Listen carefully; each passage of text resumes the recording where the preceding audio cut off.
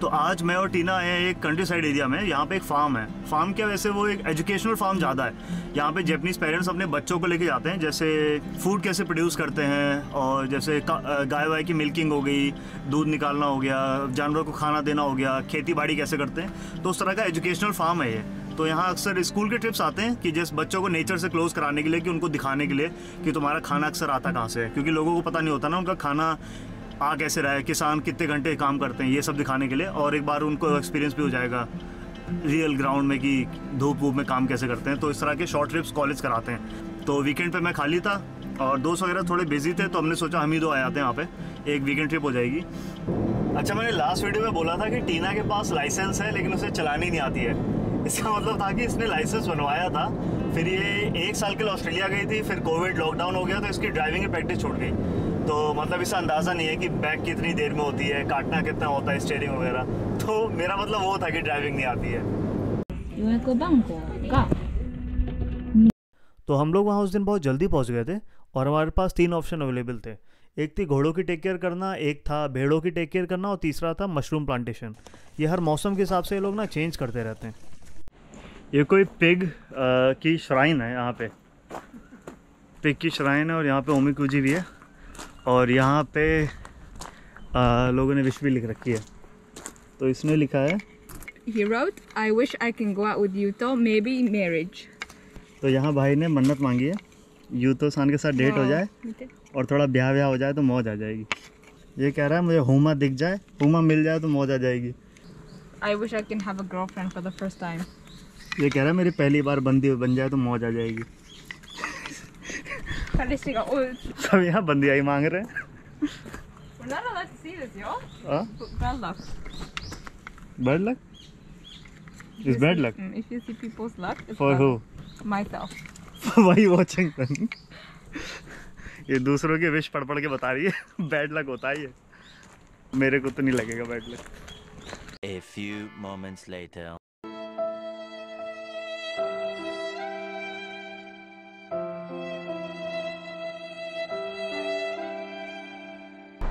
Oh nice. मैं भी लूँगा कैटरीना कैफ चाहिए। मैं बेबी विक्की कौशल पहले से लिख के गया हूँ।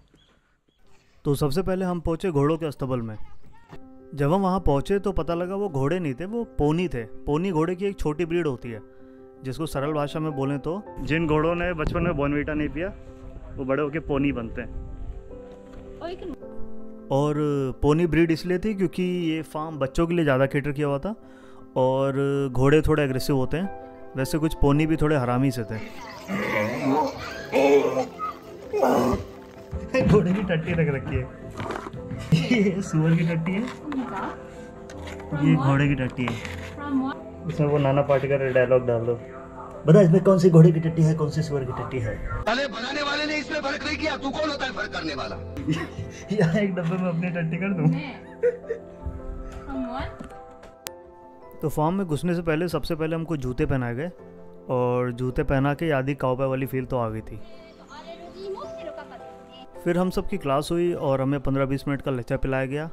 उसके बाद फिर हमें फार्म में ले जाया गया, वो इंटरेस्टिंग था। तो सबसे पहले हमें घोड़ों का चारा बनाना था, और वो चारा बनता है कुछ 3 पेड़ों को यूज़ करके। और बच्चे तो चारा बनाते हुए ठीक लग रहे थे, और हम जब घुसे तो हम तो राक्षस लग रहे थे। बच्चों को इसमें शर्म हो रही है। चारा निकालने के बाद घोड़ों को बाहर निकाला गया और वो सीधा खाना खाने निकल पड़े। और जब तक घोड़ों को बाहर खाना खाना था, हमें उनका पखाना अंदर साफ करना था। इतना कौन हकता है यार।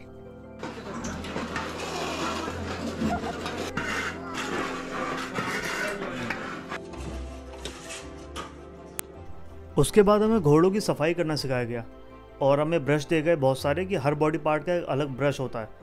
मेरा तो अभी भी पीठ और मुंह का साबुन एक ही है। लेकिन अब बारिश ज़्यादा होने लगी थी तो उन्होंने धीरे धीरे करके एक एक घोड़े अंदर भेजने शुरू कर दी। बारिश हो रही है तो सफाई अंदर होगी, घोड़े परेशान हो रहे हैं।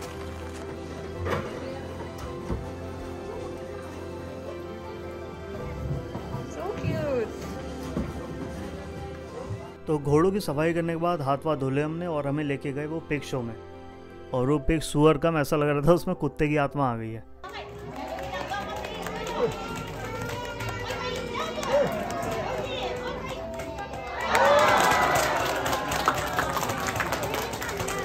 उसके बाद हम लोग गए पिग शेल्टर देखने, जहाँ पे इन सूअरों को रखा जाता है, और इन्होंने हर सूअर का एक नाम दे रखा था। ये लोग बोलते हैं कि अगर किसी जानवर का आप नाम दे दो तो उसके लिए अफेक्शन बढ़ जाता है। तो मैंने सूअर के नाम तो रखे नहीं, टीचरों के नाम स्कूल में बहुत रखे थे, जिससे हमारा अफेक्शन तो नहीं बढ़ा, उल्टा टेंशन ही बढ़ गई थी। हमें और भी जानवरों को खाना डलवाया गया, जैसे बकरी हो गई, और जापानीज लोग तो बकरी देख के ऐसे रेट कर रहे थे जैसे शाहरुख खान देख लिया हो। वैसे गलती उनकी भी नहीं है। राजा को मोहब्बत हो गई है। तो अभी बकरियों को खाना खिला के आए हैं, और कई बच्चे तो बकरियों को देख देख के भाग रहे थे। मतलब प्लेट में तो देखी होगी पहले भी मटन के रूप में, असली बकरी पहली बार देखी होगी, सींग होते हैं ना।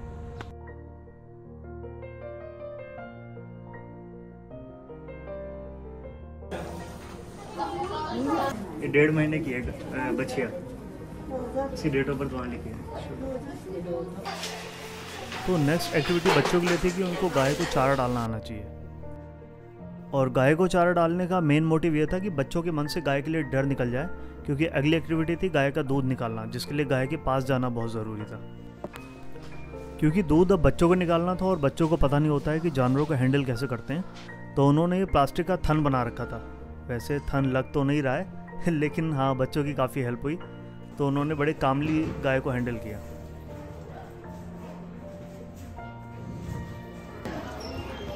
वारी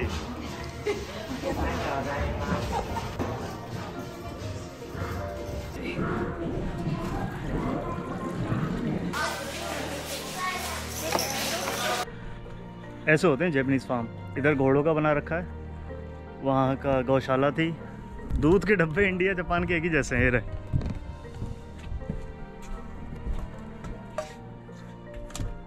तो भी यहाँ बच्चों को वही बताया गया था कि ये जो छोटे बच्चे हैं, ये अभी 1-1.5 महीने के हैं, तुमसे बहुत छोटे हैं ये, और इनके हिस्से का दूध आपको दिया जा रहा है, तो आप दूध छोड़ा मत करो, जब मम्मी दूध दिया तो पी लिया करो। इस तरह से बच्चों को समझा रहे थे, ताकि बच्चे दूध पिए और एक तरह उनको फूड की रिस्पेक्ट आ जाए ना, कि किस जानवर से आ रहा है, वो जानवर कहाँ होते हैं, उनके दिखते कैसे हैं, कितने बड़े होते हैं।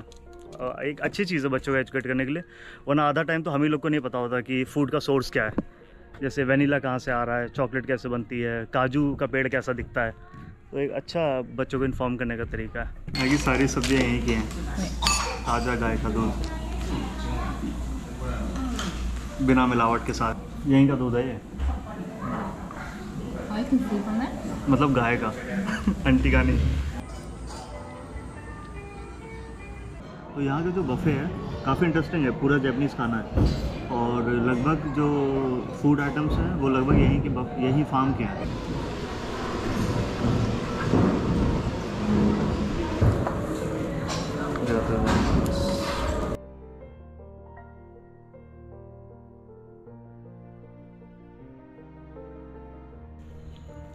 तो जू से लाख गुना अच्छे हैं इस तरह के ना फार्म।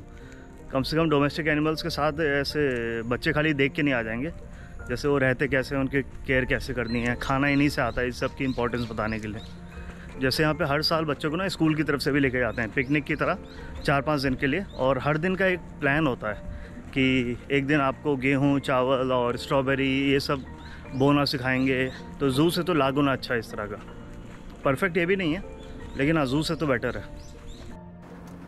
एक बार क्या हुआ था, ये फार्म में गई थी जब ये 12 साल की थी, तब ये फार्म पे गई थी, और वहाँ पे ना बहुत सारे चिकन थे। तो दिन भर तो इन्हें खिलाया गया, मतलब ये गाय से खेली और बकरी वकरी सबसे खेल चुकी, और शाम हुई तो इनको बुलाया गया कि ये सारे चिकन हैं, इनमें से एक चिकन तुम चुनो टीना। अब टीना ने सोचा मेरे को अवसर मिला है तो मैं जाके एक चिकन चुनूंगी, और इसने चिकन चुना और उसको खेलने में लगी है, 15-20 मिनट खेली, और उसके बाद इससे चिकन ले लिया। अब इसको लगा शायद दूसरे की बारी आएगी, और फिर डिनर टाइम हो गया, और डिनर में बढ़िया उसी चिकन की टंगड़ी मिली इसे, और they told you to kill that also, right?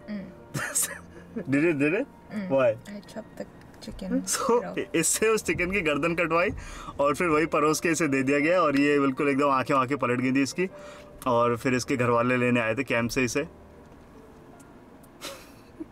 उस कैंपिंग में ये जैन बन गई थी। तो कैंप से तो वापस आ गए हम। अब देखते हैं, आज तो पूरे दिन बारिश हो रही है, अब देखते हैं कहीं पे, या फिर ऐसी ड्राइविंग करते हैं इधर उधर। कार तो फ्री है ये।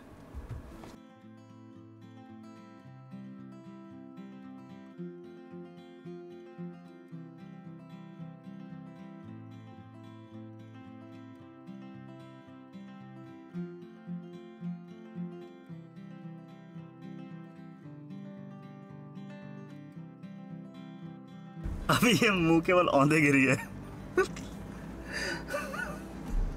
एक पल ये चल रही थी, दूसरे पल ऐसे जमीन पे एकदम शत शत प्रणाम कर रही थी।